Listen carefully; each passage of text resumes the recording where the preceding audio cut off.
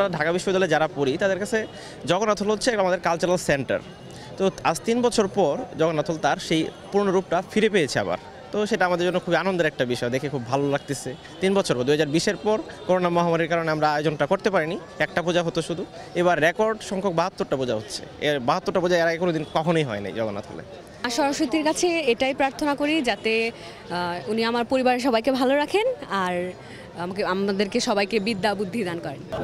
ভালো মতো পড়ালেখা শেষ করতে পারি, সুন্দর মতো যাতে সব জায়গায় যেতে পারি, এই ইউনিভার্সিটিতে পড়তে পারি, এরকম।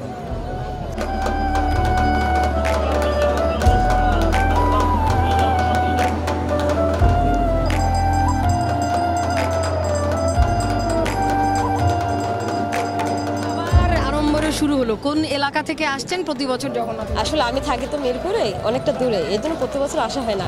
এবছর ছেলেদেরও স্কুল বন্ধ, শুক্র শনি বন্ধ, তো 3 দিন বন্ধ হয়েছে, সেই জন্য ছেলে দুটোকে নিয়ে আসছি, দেখে আসি। এখানে তো বিশাল, ঢাকার ভিতরে বড় পূজা, মানে সরস্বতী পূজা এখানে বিশাল বড় আকারে হয়, সেই জন্য এখানে আসলাম। এবং ছেলেদের মঙ্গল কামনায় যে সরস্বতী পূজা, বিদ্যা দেবী সে একজন, ওদের লেখাপড়া ভালো হয়, মানে সেই উপলক্ষে আসলাম।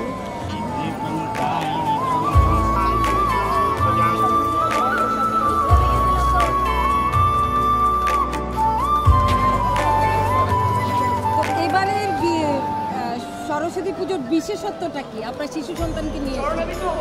যেহেতু আজকে আমাদের সরস্বতী পূজা, মা সরস্বতী যেহেতু বিদ্যার দেবী, তার কাছ থেকে আমরা জ্ঞান বুদ্ধি লাভ করে থাকি।